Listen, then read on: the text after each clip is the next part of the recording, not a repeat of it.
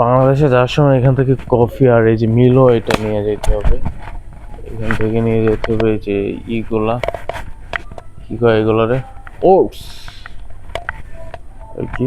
আর এখানে আছে Horlicks, coffee, ব্লা ব্লা। এখানে আছে নিউটেলা, এটা অনেক মজা। তো এখানে আছে টি, আর এগুলো হচ্ছে কফি।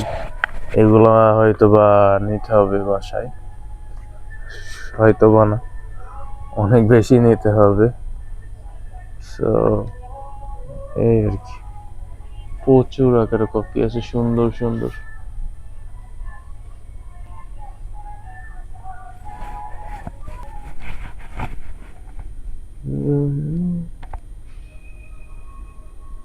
সব কফি এগুলো।